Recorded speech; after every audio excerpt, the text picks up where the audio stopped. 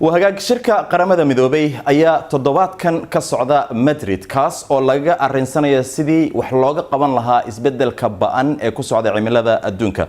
وعنو كو إجيني وربحنا تحناها وكصابسن عالم كدن عثمان عبد الحسن أيا ولكو سجن مدريد عثمان محا قدام بيجي مدح فربضان وأفريقيا كصعدة أيا شركة جوكتا محا لقى الرنسانية وركو قدام بيجي لايمانت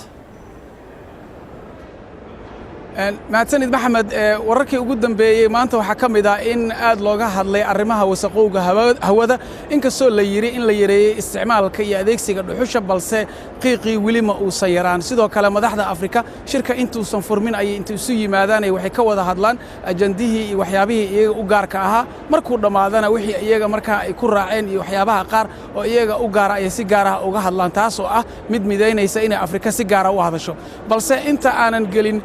وفد جيبوتي كسعودة أن لكل ماي وأن برنامج كأن كسر قادنا أن سوماليلاند جمهورية إسكت مدحبناني ذو وجود واقعي دجاجنا ذو وحكم يتهاي مالها إيجانو أي سامين أي كوي شين إسبدل كعمل هذا دجاجن كأيال حال فيها سبعة أن يقدر بحل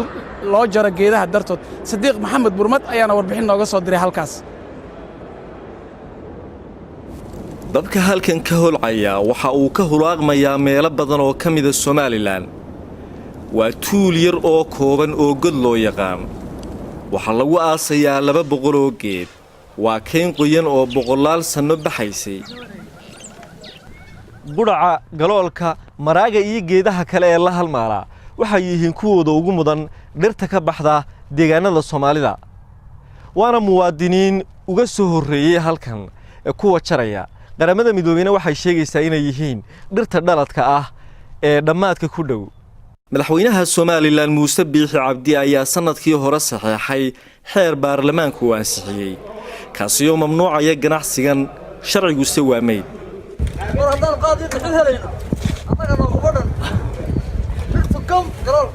ka iibsanaya iyo ka iibinaya labaduba waxaanay haysan dhaqaale ay kaga maarmaan iyo awood ka hor joogsata midna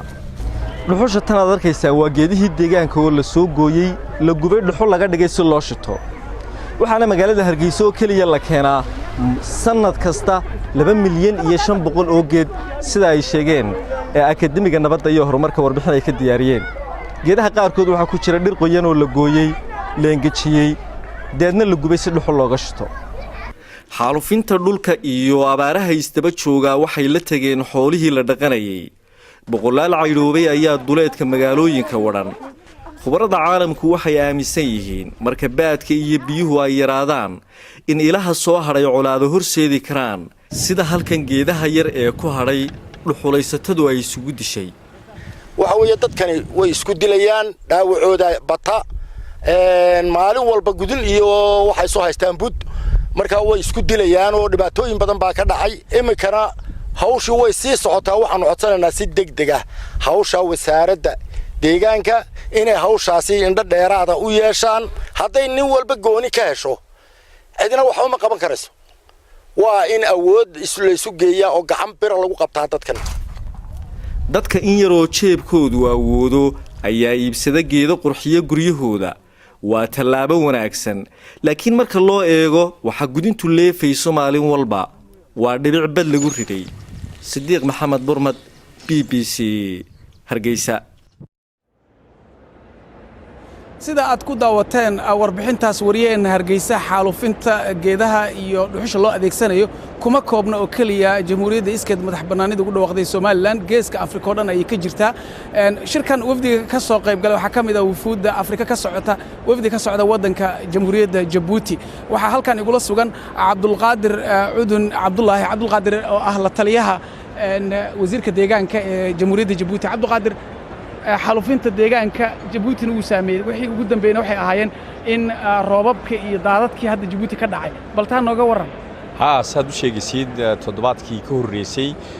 roobab badan oo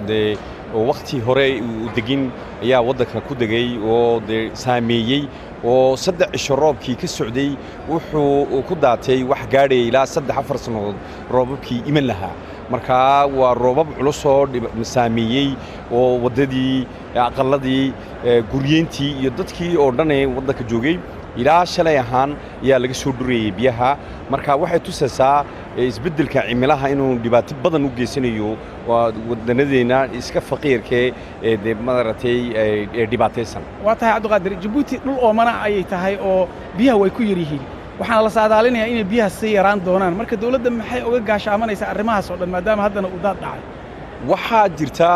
maaragtay mashruuco badan oo wasaaraddu deegaanku ee qabanqaabinayso ka helayso fursad maaragtay maalgelinta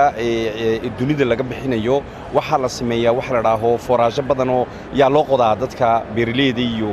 xoolo dhaqatada laakiin waxaa jirta inay roobku markuu ku yaraado inaa loo dhaadhaco ilaa 190 mitir si biyo loo helo oo foraashka loogu sameeyo tamarta ta kalena waxaa jirta biyahan badan ee roobka ka imanaya marka hore wuxuu ku qalili jiray badda oo baddu ku daadin jiro khasaaro ku ahaa waddanka iminka waxaa la sameeyay biyo xidh oo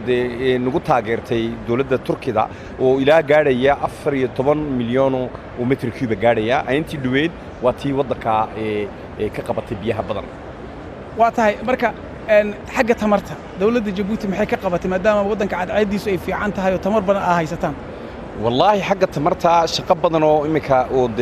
واللي هرجلين دونا جرتها ووقت دو ولا بكون يلا بعتن كيجا اللي هرجلين دونا واحد جرتها تمرتها كسعتها عدعدة ولا لص من دونه شركات ماروكين ومازن لراهو وفام